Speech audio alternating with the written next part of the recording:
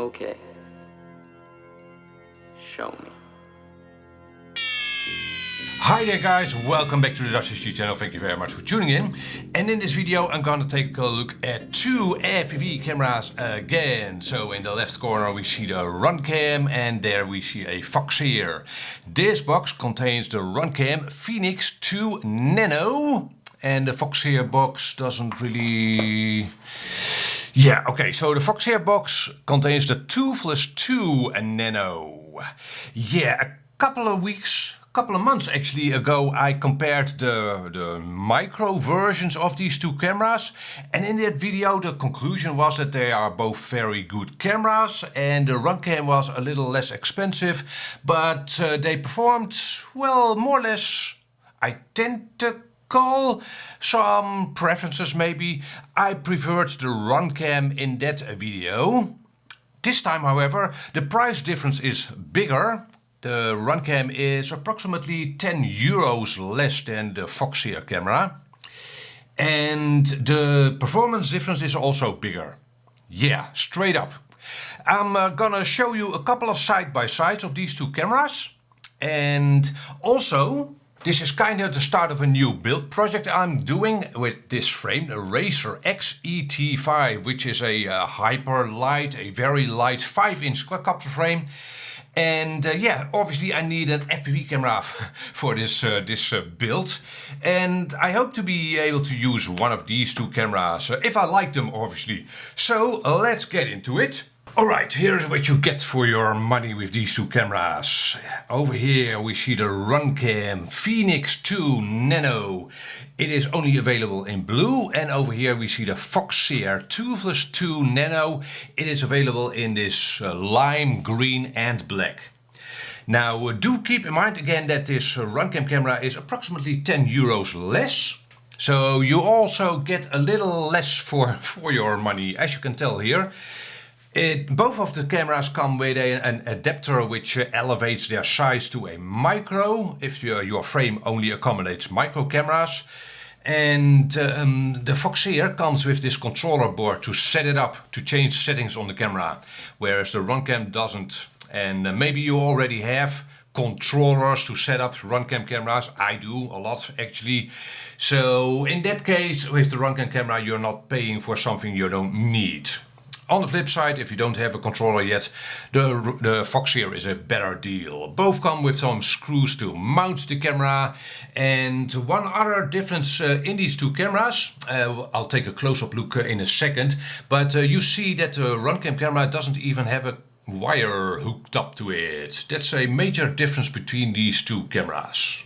So physically these two cameras are obviously very similar, 14 millimeters in width and height, both of these cameras, and the Runcam, I hope you'll be able to see that, it has a slightly longer lens actually. That's the only real difference between these two cameras physically. Again, slightly longer lens on the Runcam camera.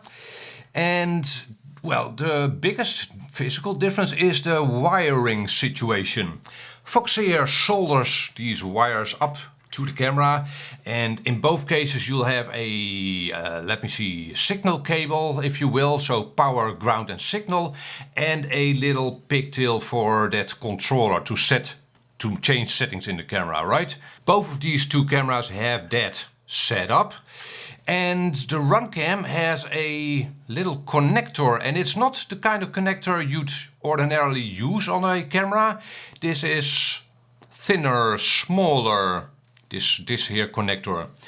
So I'm not completely sure why they went with this connector. It's located at the top over here.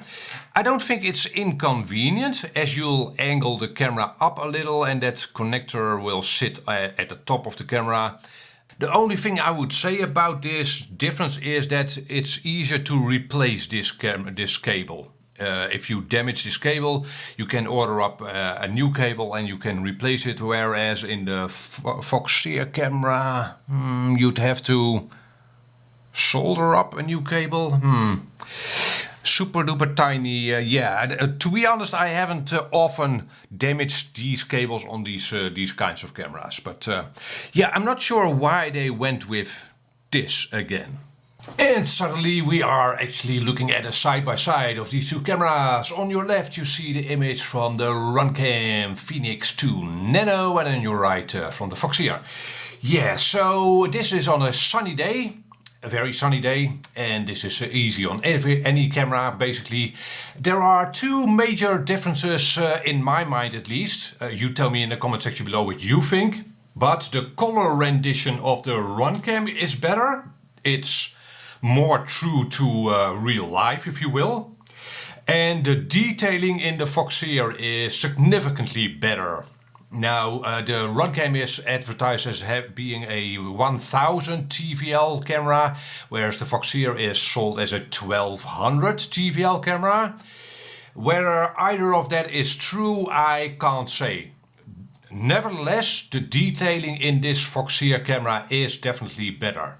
So that alone makes flying with this Foxeer camera definitely more pleasant. You will see more.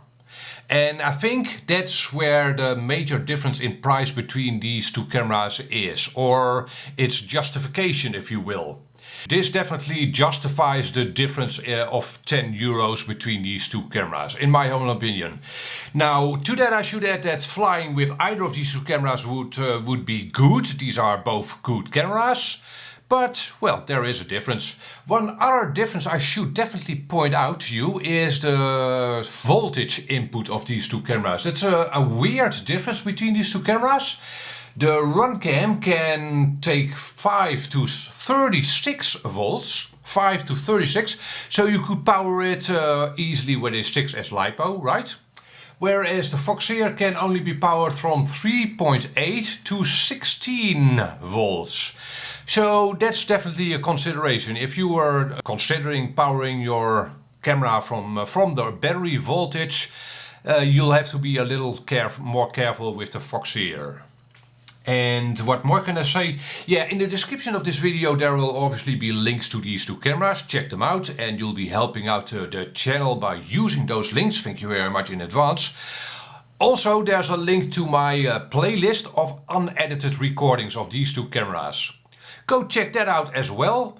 Again, those will all be on YouTube, yes, so there will be some editing through YouTube and such, but basically they are straight up captures of these two cameras to a DVR. And you can look at those at your leisure. Also in that playlist there will be recordings at night with these two cameras. And I'd say that these two cameras neither of them are night cameras. Whereas actually the micro versions of both of these two cameras were pretty good at night. So that's definitely something to keep in mind with these two cameras as well. If you were looking for a night flight camera, I wouldn't pick either of these. I'd pick either the micro version of the Phoenix 2 or the Toothless 2. If again you'd want to be flying at night. I think both of these two cameras work well in sunny conditions obviously, but also in the evening. And well, what are your thoughts on these two cameras? I think again these are both good cameras, but it's not like the Foxeer camera is 10 euros more without reason. So if you want to spend a little bit more on a better camera, the Foxeer camera in this case is definitely the better camera. Hope this helped you out. Catch you on the next video. Bye bye.